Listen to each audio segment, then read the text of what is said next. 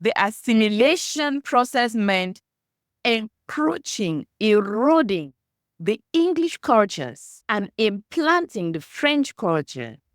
And I think 2016 was a peak of this encroachment where they then said, no, this is too much. We need to resist, otherwise we will be completely assimilated. The 2016 strike just adds to a series of strikes against the erosion of the Southern Cameroon's identity. And the evolution of social media really exposed the brutality of government forces against the striking teachers and lawyers. And that is where the issue really exacerbated and it turned to a full-fledged conflict.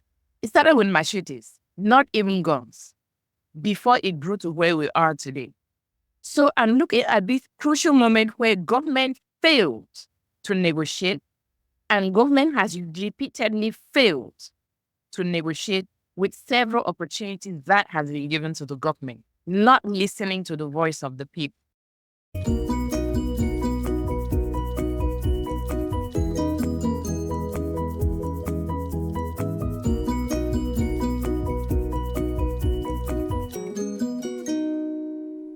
Welcome to the Lawyering Peace interview series, where we explore the art of diplomacy and the legal frameworks that underpin peace processes. In each episode, we engage with diplomats, lawyers, and peace builders who have played pivotal roles in efforts to resolve conflicts around the world. I'm your host, Dr. Paul Williams, the founder and the president of the Public International Law and Policy Group, and the Rebecca Grazier Professor of Law and International Relations at American University. Today, I am joined by two remarkable guests, Dr. Lillian Atanga and Henry Atem Oben, both of whom have played pivotal roles in efforts to drive forward peace between Ambazonia and Cameroon. Dr. Lillian Atanga is an influential voice in the intersection of gender, discourse, and politics, serving previously as an associate professor in the University of Bumenda and currently a senior researcher at the University of the Free State, Bloemfontein, South Africa.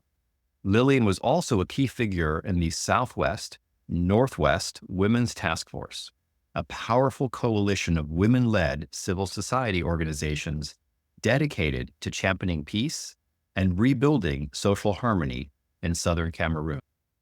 Beyond her academic experience, Dr. Atanga was the executive director of I Am Cameroon, an inspiring NGO that empowers young people to be agents of change and leadership in their communities. Henry Atem is a political and electoral affairs consultant with the United Nations and the executive director of the United States Center for Electoral Support, bringing over a decade of experience in election administration and conflict prevention to help parties effectively conduct free and fair elections. Henry's extensive experience includes managing election assistance programs in developing democracies and participation in more than 15 electoral observation missions, making him a seasoned advocate for the democratic process. In late 2022, my colleague Ryan Westlake and I had the privilege of working alongside Henry, Lillian, and the team at the Coalition for Dialogue and Negotiations to help the Southern Cameroon's Ambazonia delegation prepare for peace negotiations with the government of Cameroon after years of conflict. Today, we'll reflect on that process and the lessons learned. Lillian, Henry, thank you both for joining me. I'm so looking forward to our conversation. Thank you very much. Thank you very much for having us. Well, let's go ahead. And before we dive into the specifics of the peace talks, could you provide us some background on the Southern Cameroon conflict? What are the key underlying causes that have fueled this conflict over the decades? Thank you. Thank you very much, Dr. Williams. Before I jump into the question, many have called the conflict an Anglophone conflict, right? But when you use the word Anglophone, one is tempted to think that it's a conflict or crisis emanating from a language issue. And so in reality, it's deeper and more profound than that. So I would use the term Southern Cameroons, Ambazonia. In some cases, I can go on with Anglophone, but just to make sure that your listeners understand that one can use Southern Cameroon's conflict, Ambazonian conflict, and others can also as well use Anglophone conflict to describe the nature of the conflict.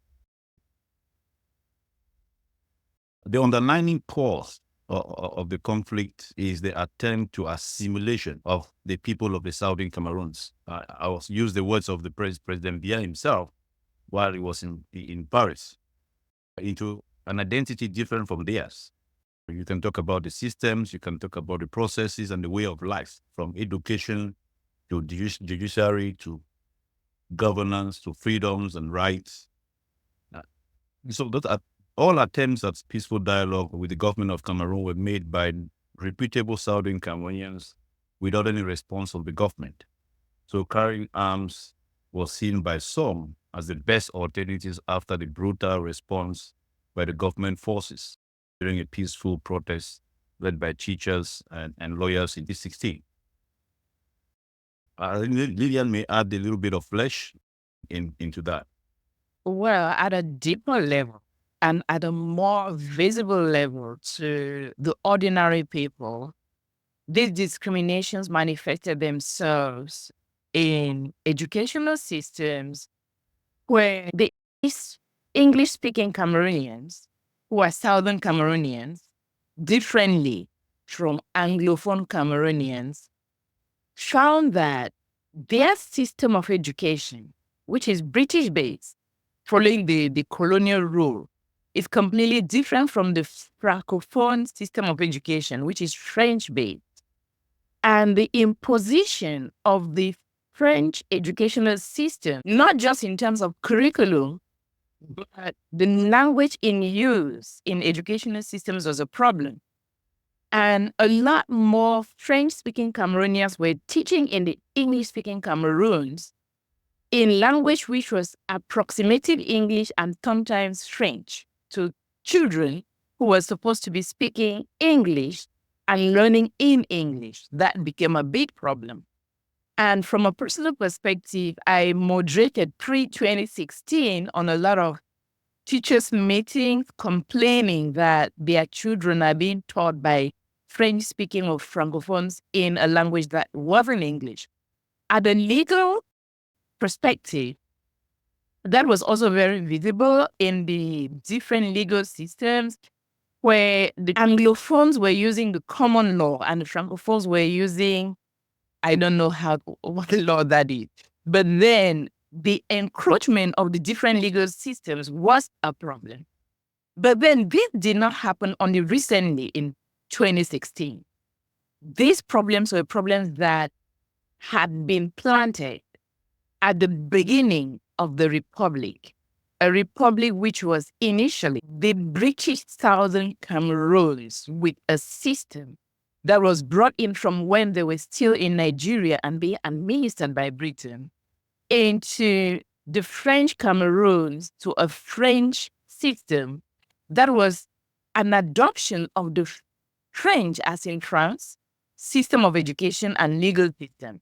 And these two parallel systems had coexisted, sometimes each independent from the other. But as Henry said, the assimilation process meant encroaching, eroding the English cultures of the English system and implanting the French culture. And I think 2016 was a peak of this encroachment where they then said, no, this is too much. We need to resist, otherwise we will be completely assimilated. One thing that we have to note is that these Anglophones kept noticing the gradual encroachment into that system, and they kept complaining. And there was a communique by the teacher syndicate of the University of Boya that if nothing is done, this will escalate into violence or a war that the government may not be able to deal with. And 3 to 8, 2 years down the line from that note from the teachers of the University of Boya to the Minister of Higher Education, it happened just like that. But this is not something that just happened in 2016. It's something that had been brewing for over 40 years to 2016. So we had the remote courses, which date back to colonial time, and the immediate courses, which was a resistance by the government to listen to the voice of the people. Now, Lillian and Henry, picking up on that, with the 2016 strike by the teachers and the lawyers because of these issues, the encroachment by the Francophone into the Anglophone system, the response, as you know, wasn't to listen to the concerns and the demands, but basically to meet these protests with a very heavy-handed government response, government action.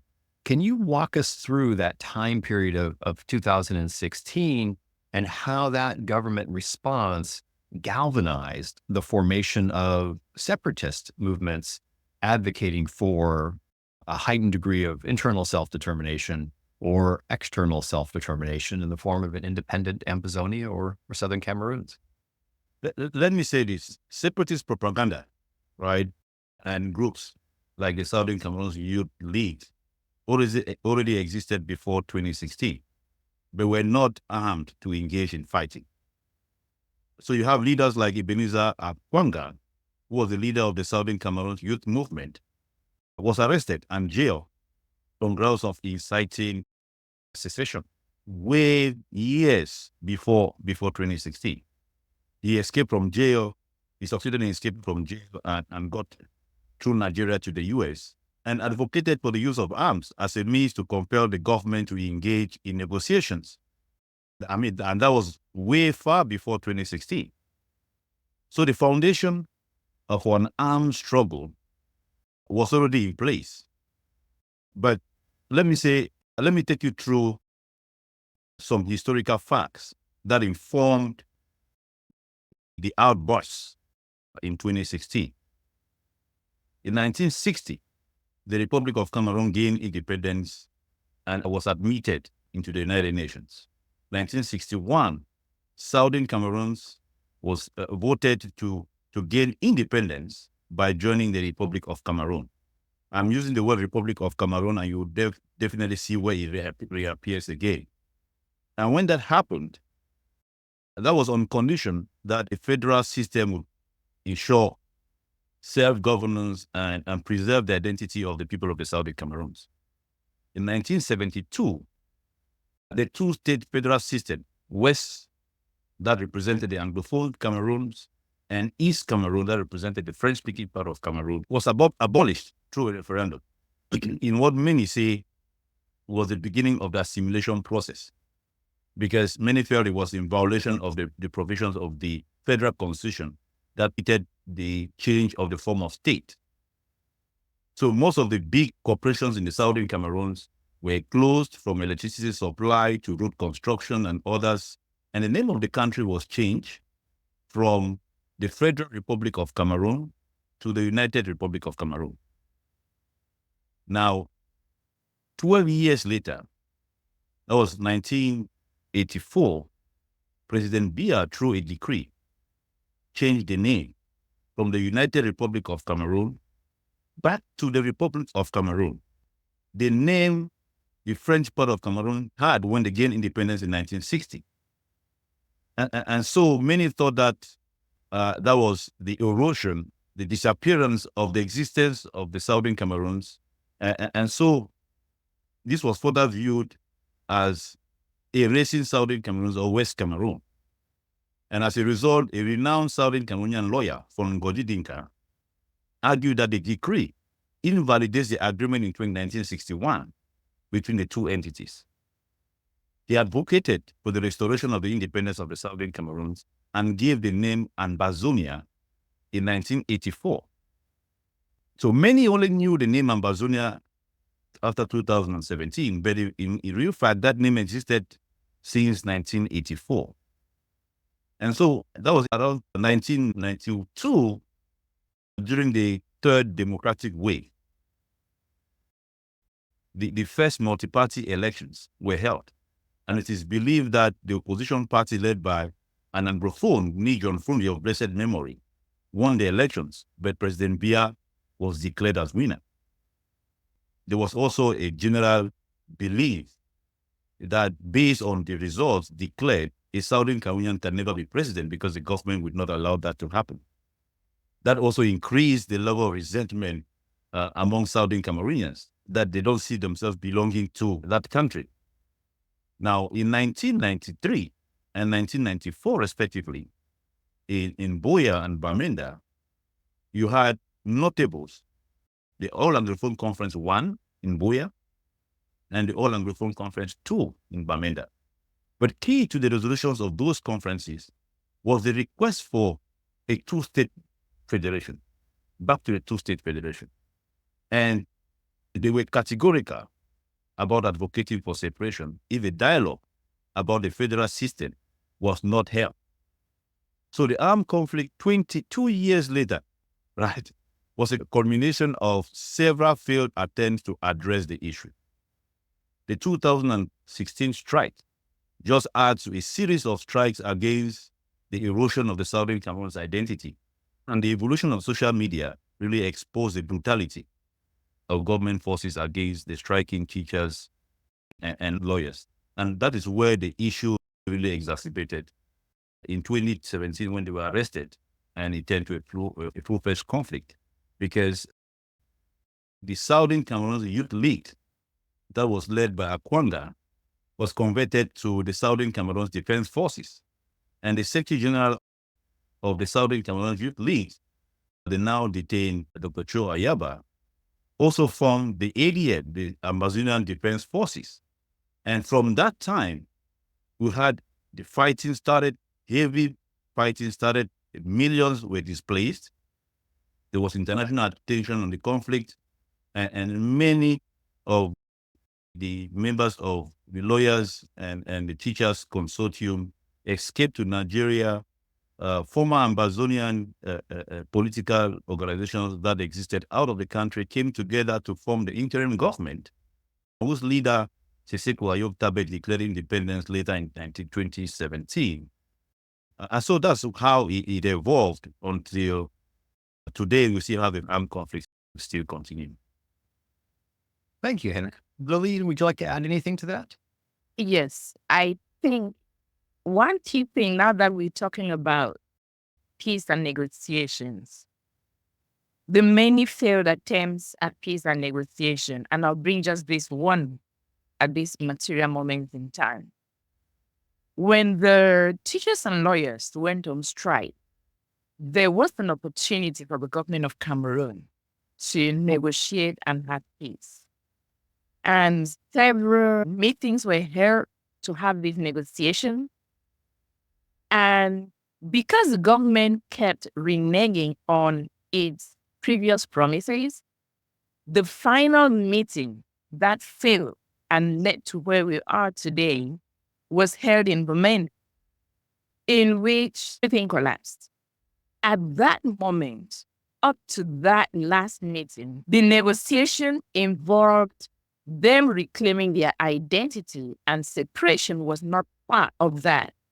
Although at some point, federation was evoked, and they requested federation so that they could have full control of their institutions, their systems, and their way of life, including their identity, which they assert it's not Anglophone because Anglophone is relating to a linguistic difference rather than a cultural difference and an ethnic difference between the two people.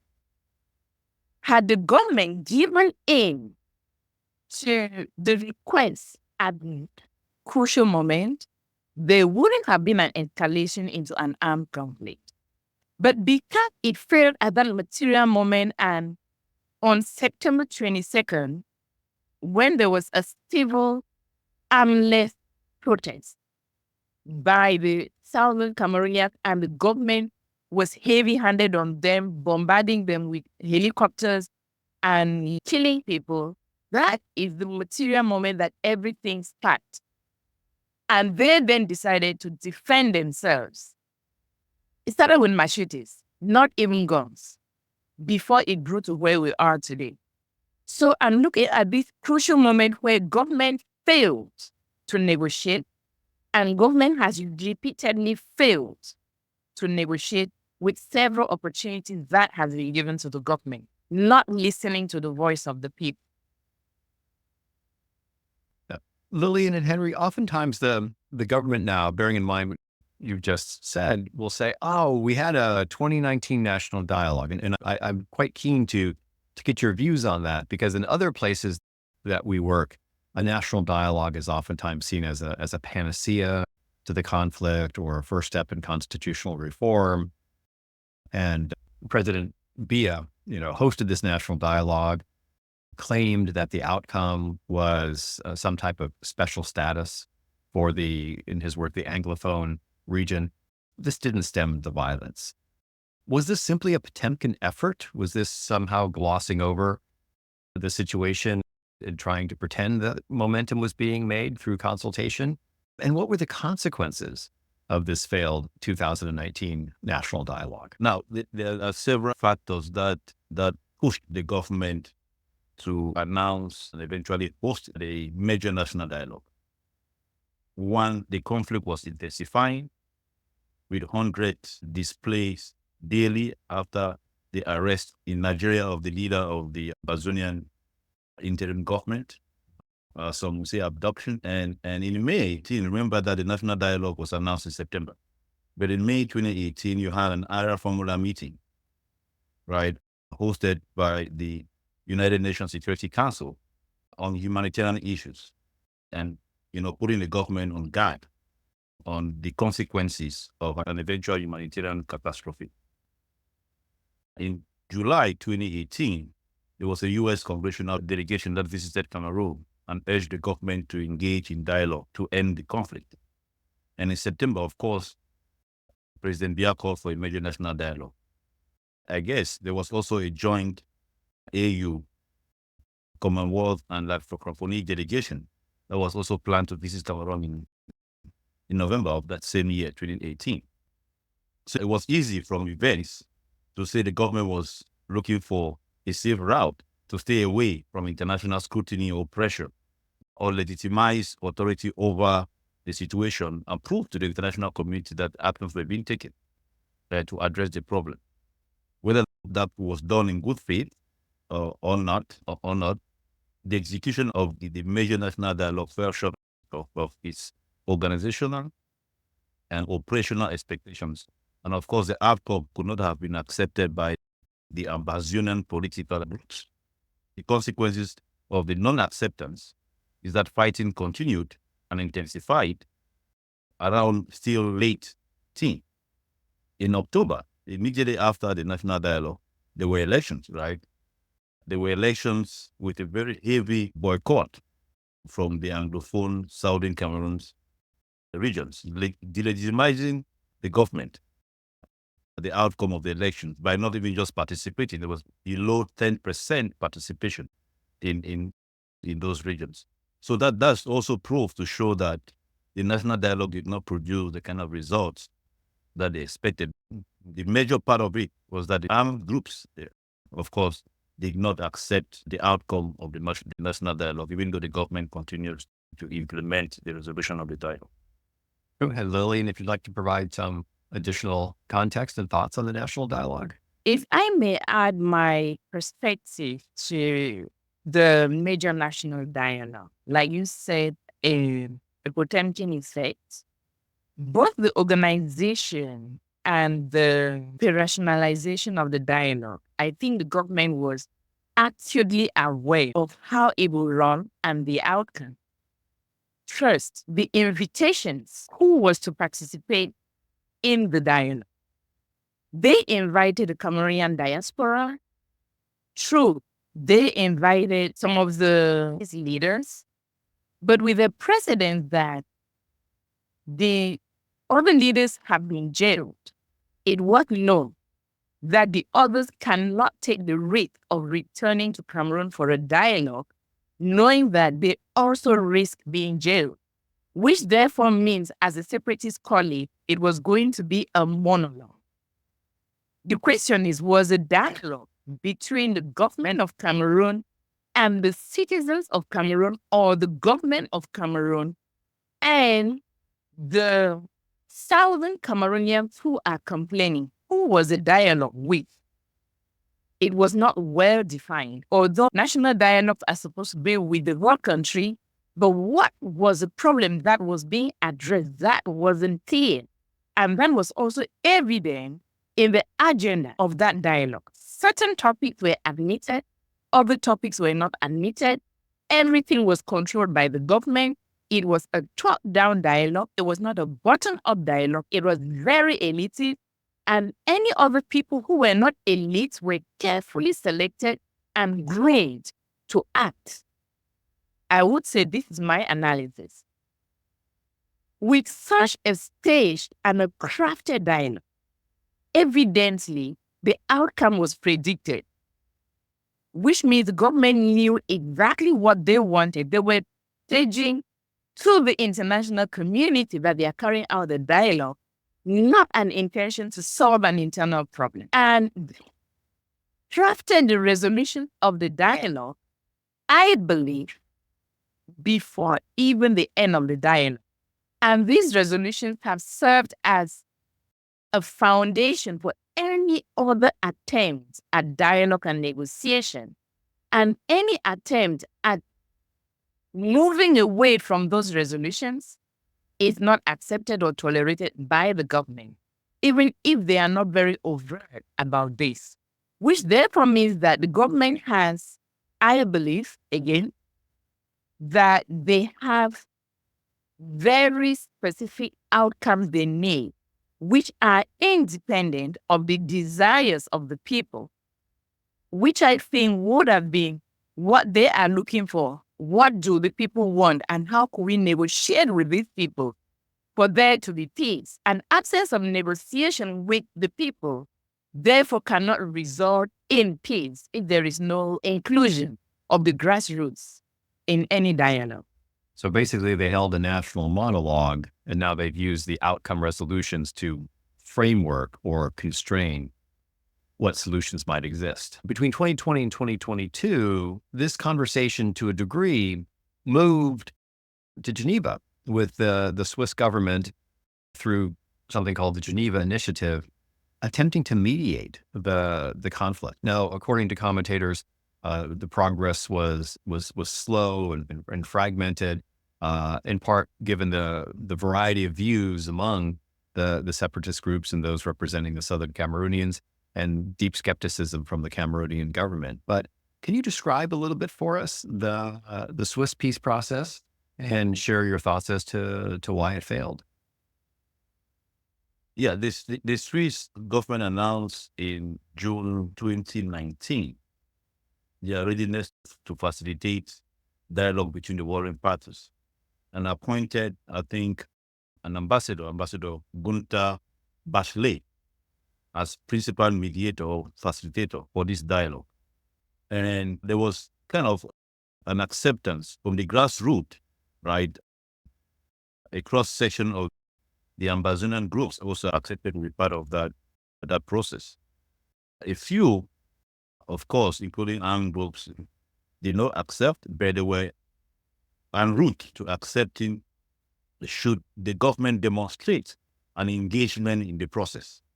And as such, the Swiss also delegated, I think, different organizations to help with capacity building for the Ambazonian group, the political group in the diaspora, and the armed group whose leaders were in the diaspora, but also another organization to train grassroots organizations, women organizations, rights organizations, to ensure that everyone is prepared to engage in a meaningful dialogue. That took place over 3 years, still waiting for the government to engage in a very meaningful way. But like Lillian said, the government was more preoccupied with implementing the resolutions of the major national dialogue and lose sight, or intentionally lose sight of doing any engagement with the Swiss. And I think it was in 2022 that they made it official to the Swiss government that they are not involved. They will not be participating in any Swiss process. And that's how the Swiss process died. In a discussion with the Swiss, they indicated that the government, like Lillian said, wanted them to engage in a process within the framework of the major national dialogue. Because after the major national dialogue, there was a major national dialogue implementation commission headed by the prime minister. And so every other discussion that had to take place around dialogue, as far as the government is concerned, should take place within that context. And anything out of that context, the government would not agree. And because the Swiss had invested in training, bringing the political and armed groups, including grassroots movements on the ground, on how a real negotiation process looks like, it was very difficult for the Swiss now to go back and say, no, what we have trained you is not what we think would happen. We will need to align with this other resolution. So at that stage, the Swiss could not do it and they withdrew. And so that's how the Swiss process collapsed. But the Swiss had invested a lot of time, a lot of resources to make sure that the Ambazonian, Southern Cameroon, or Anglophone delegation was well prepared for eventual dialogue, genuine dialogue with the government. Lillian, do you have additional thoughts to add on the Geneva process? I'm seeing a trend. First, pre-2017, when the government had an opportunity to negotiate with teachers and lawyers, they failed. 2019, in the major national dialogue, when they had a real opportunity to negotiate, even if it was not with the separatist fighters, but with the Southern Cameroonians, they failed because they restricted topics, they restricted who to talk with, and they designated who to talk with. They failed. Third opportunity is what we just discussed now. With the Swiss trained grassroots movement, they trained diaspora movement, they got people ready for a dialogue. The government reneged on it, and they failed. And this trend just keeps going. We are waiting to see how it ends. Lillian, let's stay with you and stay with this trend, because after the Swiss talks failed, the Canadians joined the conversation and held 3 rounds of negotiations, consultations, which also ultimately failed. And in a few moments, we'll talk more details about the substance and the proposal.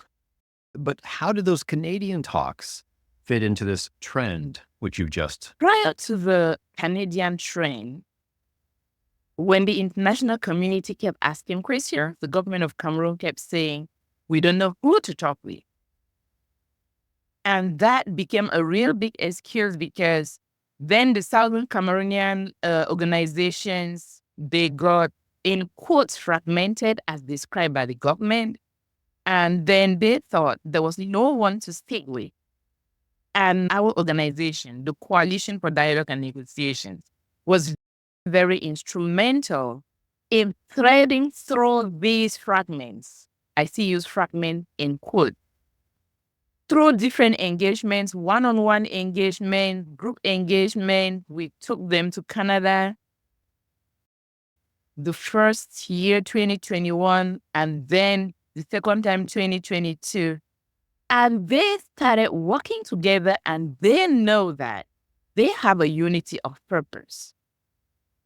So when we work with these organizations, it then became evident that these organizations can work together to stand as a united front in any event of negotiations.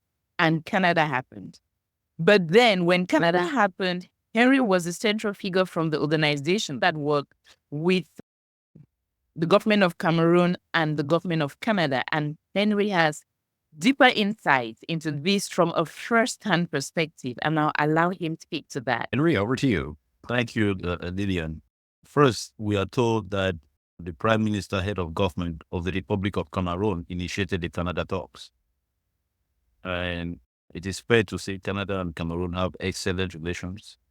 And Canada has invested in peace efforts and provided majority of the funding during the Swiss initiative. So Canada had a vested interest for peace and is one of the major providers of humanitarian assistance for displaced people as a consequence of the conflict. So as we're told, the head of government, the prime minister, reached out to Canada to facilitate discussions with Ambazonian groups. Canada accepted and initiated the press meet with Ambazonian leaders in Canada.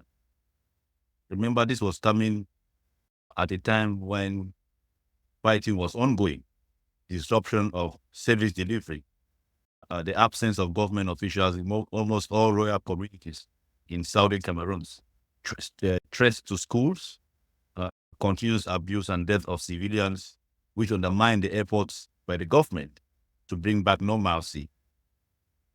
And that was occurring after 4 years of struggling to implement the resolutions of the national dialogue. So it was evident that the government needed to do more. And because there was no reduction in the amount of people being displaced, the refugees were still in Nigeria. And so government still had the pressure to do something, especially because they needed to show that after the national dialogue, the government is still engaging with the Ambazonian leadership. So Canada accepted to facilitate the discussions, and that's how the Canada talks started. In just a moment, let's dive into a conversation about the big picture substantive issues, and then those substantive issues which were dealt with or attempted to be dealt with in the Canadian process, and the sort of bizarre ending of the Canadian process. But before we do that, I want to hear about your personal stories. How did you come to be so deeply involved in efforts to secure peace in Cameroon, to empower grassroots organizations, to empower women, to help build or coalesce a platform among the separatist movements? And Lillian, do you want to jump in first, and then we can turn it to Henry for his story? I come at a very interesting intersection, and I want to bring a personal story here. I lived in Cameroon until 2019. 2018, the coalition for the Southwest Northwest Women's Task Force was formed. That was the time when killing was at its peak. You see dead bodies on the street on a daily basis, several dead bodies. And that was a time when women had never seen that happening in their lifetime. And the trauma was big and real. And culturally, women go out and mourn on the streets to protest. It's happened in the past, and it happened again in 2018, where women from the Northwest and women from the Southwest had what they call a lamentation campaign, where they went to the public and they cried against atrocities. Being a key member of this, that was the first platform protest from the Southern Cameroon on the ground. And this movement grew bigger and bigger, carrying out different kinds of offline and online campaigns against violence. Then I moved to the United States for a Fulbright fellowship, and I saw an advertisement for Coalition for Dialogue and Negotiation for the Conflict in Southern Cameroon. I picked interest. And incidentally, Henry was a founding member of that organization, which carried the principles that I subscribed to. And they were doing the same kind of activities, seeking for a solution to a problem that has been plaguing Cameroonians, who for us in our lifetime had not seen before. All of these different campaigns, and being a group, now Coalition for Dialogue and Negotiations, of professionals who are educated, who are critical, who are non-partisan, who are seeking for peace, we sought to be that body, that critical body that could thread the pieces together and bring about dialogue and negotiation. In its engagement, and here we fill out on this, and seeing the repeated discourse on fragmentation, we decided that we would thread through these different organizations and bring them together to work together. And that process required first us identifying the key stakeholders as on the ground, as it was called Ground Zero, which was in Northwest and Southwest in Cameroon and in the diaspora, to bring these groups to work together towards dialogue and eventual negotiation. This therefore meant us identifying these groups, these stakeholder groups, having meetings with each stakeholder group, and then eventually bringing them together to sit together on a face-to-face basis, because it was discovered that the virtual people were not listening to each other or understanding each other. And we thought that face-to-face conversations could bring more meaning and more people having the same ideas. That is how it resulted to us bringing them to Canada, both people from Cameroon and people from the diaspora, to sit together, people who are of the Southern Cameroon origin, from different communities, different constituencies, different backgrounds, women's groups, cultural groups, political groups, civil societies, to sit and talk together. But prior to that, the Coalition for Dialogue and Negotiation trained these different groups on policy and diplomacy and advocacy, because we were aware that these are people who had never experienced armed conflict in the past. These are people who had never experienced international diplomacy. These are people who had never engaged in negotiation. So the CDN used its expertise and also recruited experts to help in these different trainings of these different groups on human rights, on women's rights, on dialogue, on diplomacy, on diplomatic writing, diplomatic engagement, and so on and so forth. So the CDM was very pivotal in threading these different constituencies of the people of Southern Cameroon, irrespective of their political leaning, but who are of that origin, because an eventual dialogue and negotiation will have to bring these different people together. If I may add, the primary focus of the CDN from its creation is to promote, advocate for dialogue and negotiations and to end armed conflicts. That was the primary goal that informed the creation of the CDN, and to support efforts and processes that align with this primary goal. So when some, and I'll try to limit it to the Canadian talks. So when some Ambazonian political groups and armed groups contacted us for support, we were open to help, in part because the request aligned with our goal. But we also needed to be sure that our engagement will yield the required outcome, right? Ensuring the delegation was ready to engage, ensuring that the delegation was ready to leverage the opportunity to agree on certain key aspects, and the acceptance to give feedback and engage with other groups who were not involved, who were not invited on the table. So the Swiss process was allegedly initiated by some Ambazonian groups. Now, the Canada talks was initiated by the government. And to us, it indicated a semblance of seriousness by the government if the Prime Minister is requesting to meet with Ambazonian groups.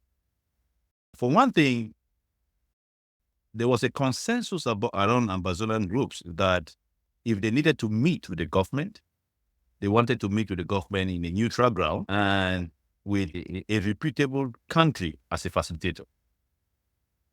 So that alone, gave us the latitude to accept, to support them.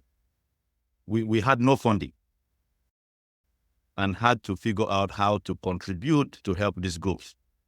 So we made individual contributions because we believed and continue to believe that justice and peace can only be achieved if both parties agree to genuinely negotiate to end the conflict. And so we did that in all good faith to help. And thank God that you, Dr. Williams, was available to provide the kind of assistance also to the Ambazonian delegation at a pro bono level because we had no funding. But the kind of contribution that we gave allowed the Ambazonian delegations, especially the principals, to travel to different countries to be able to meet and discuss on how the framework of their engagement would look like, but also to ensure that they can speak with one voice. And because we knew the dynamics among the leaders. But that is how we came to engage as CDN within the Canadian talks. We did not get any contact from Canada, no contact from Cameroon, but the fact that the Ambazonian groups who had accepted to participate reached out to request for the kind of support that we provided to them. Henry, how did you personally come to think through how to prepare the separatist movements, the other groups in Ambazonia and Southern Cameroons to build a durable peace? What is your personal story? Long one, of course. The first is an issue of building personal relations with the various leaders. These are groups whose members could not see eye to eye. And we had, besides funding, we had an issue with timing. And so the luck we had was that we had previous conversations with each of those leaders individually, even before Canada came to the picture. And so we used that to be able to bring them together. And the first thing was knowing that they had a lot of differences. We wanted to identify the commonalities first and deal with those commonalities and then see how to mitigate the differences. It was difficult to bring the delegation to meet because we had limited funding, limited resources. So we had to figure out the most cost-effective way to ensure that whatever decisions are made by the principals will be trickled down to the various representatives that will be part of the delegation that we're meeting in Canada. And so that is the approach we used. We're able to make them agree on some basics, like, what do you want to see in the first meeting? What are your objectives in the first meeting? How do you make sure that you build up your narrative in the first meeting to be able to achieve your objective for that first meeting? And for instance, their first meeting was to make sure that they have a second meeting, but their first meeting was also to make sure that they highlight the failures of the Swiss process, especially to the government, and ensure that there was a CBN, a confidence building measure that builds on the experiences from the Swiss process. So all of those things were things that the first meeting tried to address. And then we had a few days now to discuss with them to prepare for the second meeting based on the outcome of the first meeting. And thankfully, you played a very critical part also in advising and providing guidance. If I can highlight what Henry is mentioning, the Ambazonian team, like we noted earlier, haven't had any experience in negotiations. And the experience of you, Dr. Williams, in conflict and negotiations, and Henry's field experience working with the UN and the processes that happen was very vital. And drawing on these two experiences under the platform of the CDN, this served as a bedrock in building framework for the Ambazonian groups. Because without these experiences and this knowledge, the government knew they were going with a very raw group that is inexperienced and they could have a walk in the park. But this training and these experiences and these frameworks that were built before the Canada talks made it possible for the Ambazonian group to come out strong and even stronger than the government of Cameroon expected, because by my analysis, they were coming in to see a fragmented, disrupted group without direction, that they will bring in whatever they want to bring in and come out and say, hey, this is what we've done. But I believe that finding a group that was well prepared, well trained, and knowledgeable in what they want, including even what they want in confidence building measures, kind of put on the government and show the government that they were confronting an opponent they did not know. And I believe that is one of the contributions to the government reneging on their engagement in that process. Let's turn a little bit to the substantive issues writ large, and then let's dive into some of the issues that were on the table in Canada. But let's start with self-determination.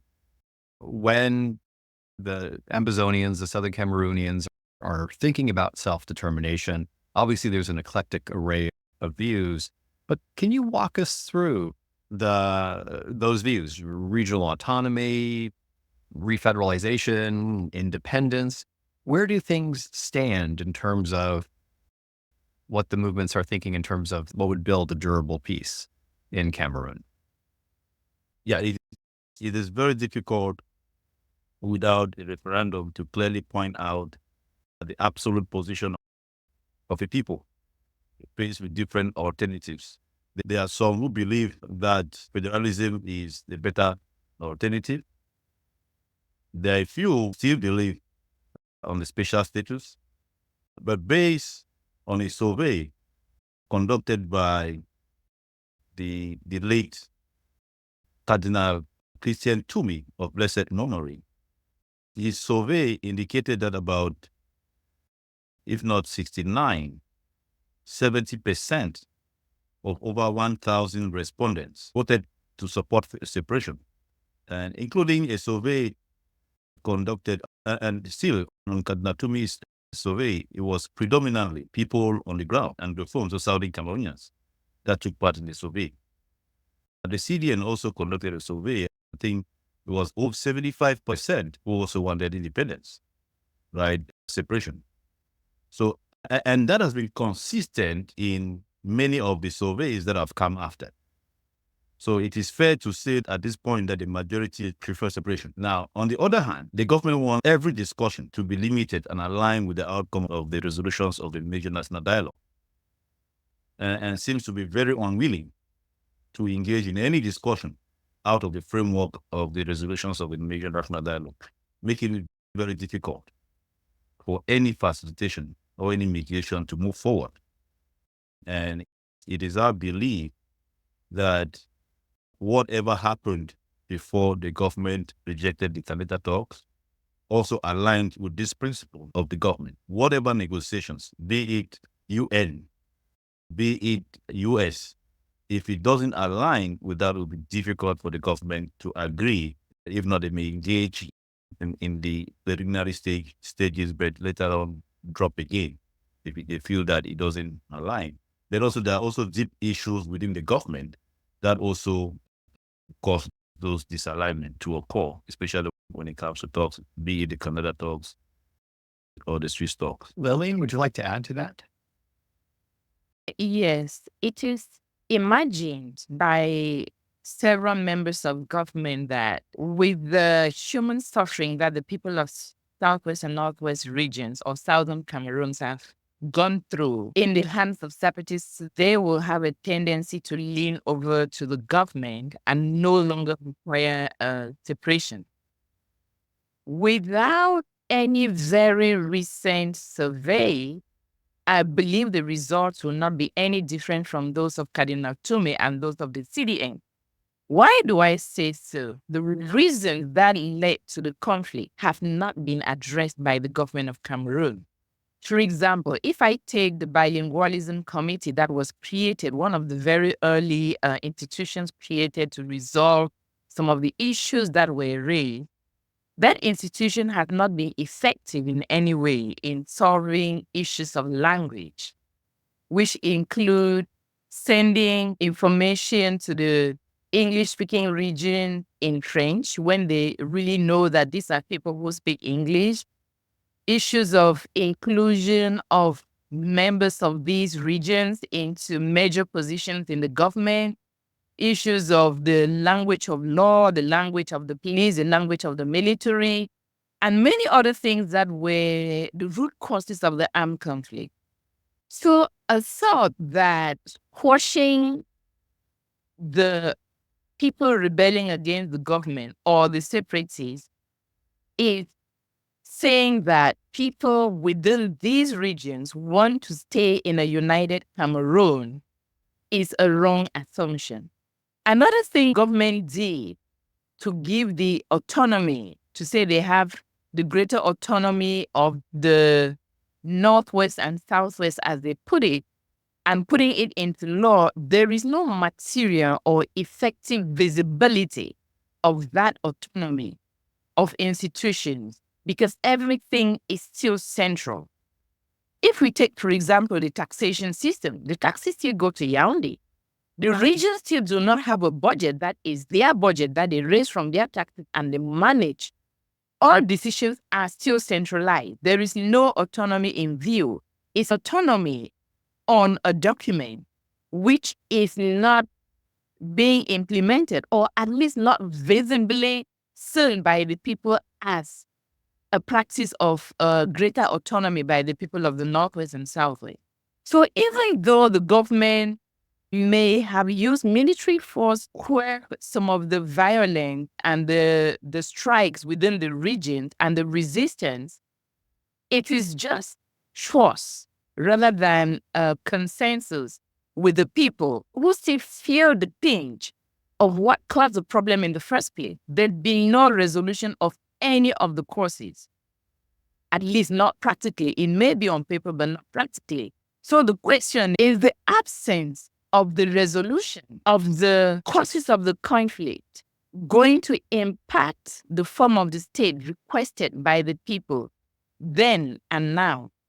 That's a question that, like Henry said, until there is a referendum, we cannot really determine, but from the people's action, it can be predicted. The outcome can be predicted based on how the people feel, think, say, and do, differently from what the documents present or what the government of Cameroon claims is the situation on the ground.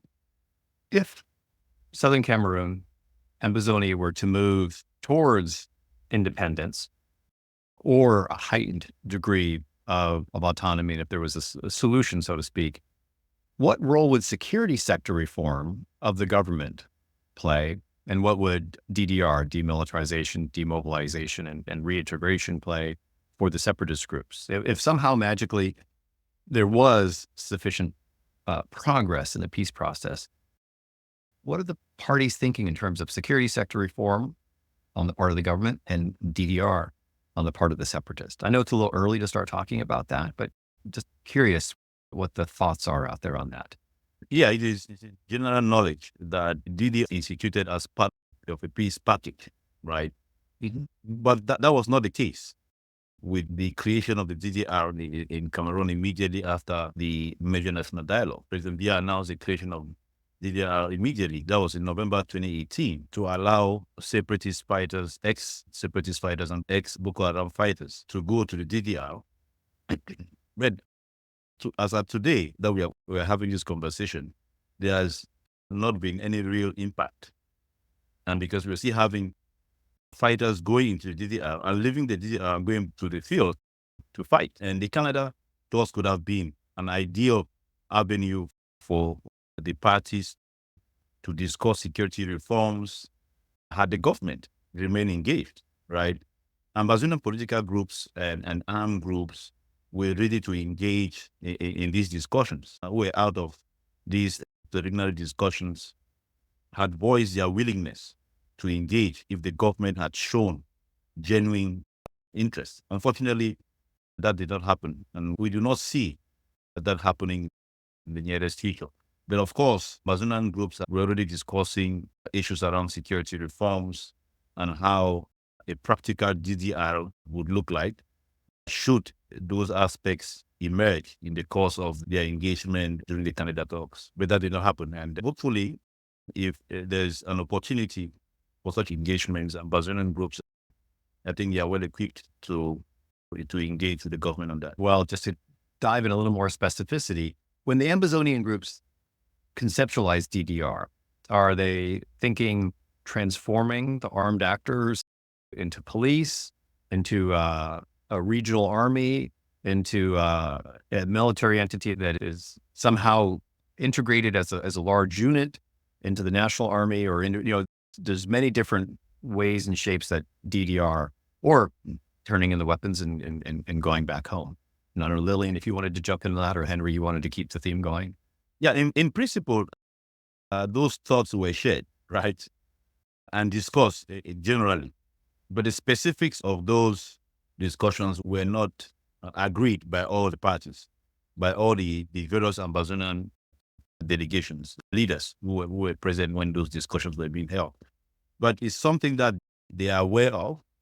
And the most important thing was for us to ensure that there's this specific topic all of them had interest in, and such that when it came now to discussing the details, it will be easy to discuss in the details. But you have also issues where a specific topic, you had differences, right? So it was even very difficult to initiate a specific topic when there are differences. But in this case, they all accepted that's something that needs to be discussed.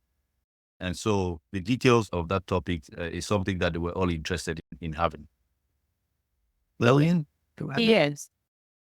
Generally, there are best practices for DDRs, which seek to transform armed fighters into civilians or into professions that may be related to their previous activity, but which keep them in a state of law rather than being in a radical, non-controlled way. One thing I want to highlight here, which is also a root cause of the conflict, are the different security frameworks for French-speaking countries and English-speaking countries. It is understandable that English-speaking countries basically have two major forces, the police force and the military force.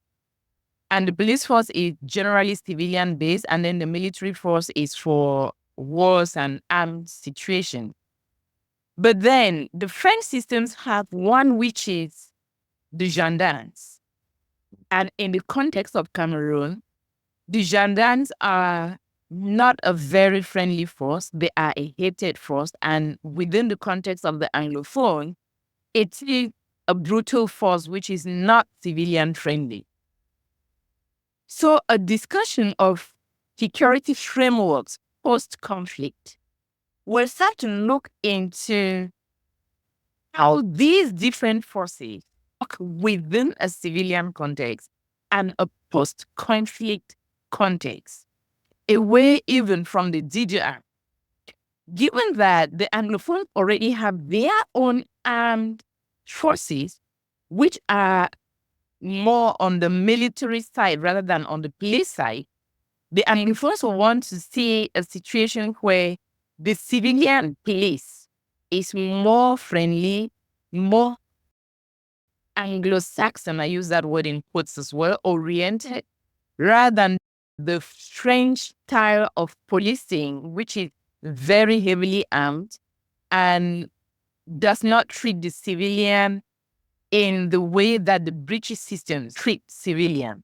So there is a discrepancy as to how security is viewed by the English, by the Southern Cameroonians, which is based on an Anglo-Saxon system, and the Republic, which is based on a French system. I believe if there were to be peace process, that should be a major part in which negotiations will have to take place as to what are the security measures that will be put in place where the people will feel comfortable. Well, Lily, let's pick up on that for the next topic that I want to talk about, which is justice and accountability. As you mentioned, under the current security framework, the gendarmerie responsible for policing is quite heavy-handed. Human rights abuses have occurred. arguably atrocity crimes have occurred. What are the Ambazonians thinking about in terms of, if peace process progresses, what might be the most appropriate mechanisms for justice and accountability? Some referral to the International Criminal Court, a hybrid atrocity crime tribunal, or using the domestic process with a specialized chamber, or going the South African route of an amnesty-based truth commission. What are the Ambazonians, Southern Cameroonians thinking about in terms of the context of justice and accountability? When it came to discussions within the Canada talks, we didn't get to that stage, but the Ambazonian delegation had some thoughts about it. First, it would depend on the peace package, what is offered, what is agreed on. If there is a transitional period, that would definitely lead to a referendum. Of course, the South African Truth and Reconciliation mechanism was something that they were considering. It's not only looking at both parties, right, on how they could see it and really talk about reconciliation. Now, but if the negotiations had resulted to a direct independence for Southern Cameroons, they would have also had a Truth and Reconciliation Commission, but that would have taken another while, right? It wouldn't have been a Truth and Reconciliation Commission that it brings together the entire Cameroon, but this now will be a Truth and Reconciliation Commission that brings together Southern Cameroonians who are in support of something else, maybe supporting the government, in keeping the special status, supporting the government, advocating for non-violence, non-use of arms. So all of those things were being discussed, but of course, what came out of it was that the outcome of the negotiations would definitely indicate what kind of system is preferred. Of course, there were some who thought that the international system was also good. So, but there was no consensus on that. But that topic was already being discussed within the Ambazonian delegation. One thing I may say following social cognition is that, like Henry said, the outcome of the negotiations will really greatly determine. If it were separation, it would be a different kind of peace and reconciliation. But assuming that it was something like a federation or autonomy or anything, meaning that the republic stays together, irrespective of whether it's a federation, confederation, or autonomy, therein a genuine of trust. And it's going to take a lot for the government of Cameroon to build trust with the English-speaking Cameroonians, with the people of the Southern Cameroons. Because through the history of these two entities, there is systematic betrayal, continued lies, absence of keeping to word any promises that were ever made. And that absence of trust goes on and until today. And any form of truth and reconciliation between these two entities without an oversight of a trusted body is going to collapse. The reason why there's always the need for a third party, which is external to these two, in any such endeavor, whether it is the judicial system or the security system, there is an absence of trust because the Republic of Cameroon has a history of betrayal to the people of the Southern Cameroons. Let me pick up on that theme of a third party, both in the context of justice and accountability, also in the context we were just talking about earlier, security sector reform, DDR, and in terms of humanitarian assistance and reconstruction. To whom do the Ambazonians and the Southern Cameroonians look to as neutral third parties, presumably the Swiss and the Canadians, but how is their view of the United Nations, which is oftentimes involved in humanitarian assistance, and the Cameroonians? To whom do they look to, if anybody, for third-party assistance? If there is a peace process, what might this collage of third-party involvement actually look like? Well, the Southern Cameroonians have often called on the United Nations as a third party because the United Nations was even at the root cause of the problem, in that at the time of independence, instead of giving independence to the Southern Cameroon as if it was done with other countries, they rather gave them an option to stay with Nigeria or stay with the Republic of Cameroon. Often, the Southern Cameroonians have called on the United Nations to fix the problem they created. And Henry has a better understanding of the UN systems, but the UN systems have been silent. Even if they've been doing things in the background, they have not been overt in their engagement in this particular armed conflict. And it is still the wish of the people of Southern Cameroon to have the United Nations be a third party in resolving this conflict, as also there is absence of trust on the African Union. There's absence of trust on the French and the British because they feel that these people have failed them. Generally, they trust countries that are members of the UN Security Council, but which are not colonial countries to Cameroon, like the United States, like Canada. But now there is a feeling of abandonment by the people of Southern Cameroons because their case is not on anyone's table, at least not now. And systematic calls to the United Nations have not yielded desired interventions, which are the countries they really want to see involved in mediating this conflict. But then Henry has a better understanding of the UN systems, having worked with them. I don't know what he thinks. No, I think the Ambazonian groups are open when it comes to third parties. Then, even though they have mentioned the UN system, they also understand that the UN system has a lot of bottlenecks as well. And so that's why when the Swiss came up, they were open to engage in that process. And that's why when Canada came up, they were also open to engage in the process.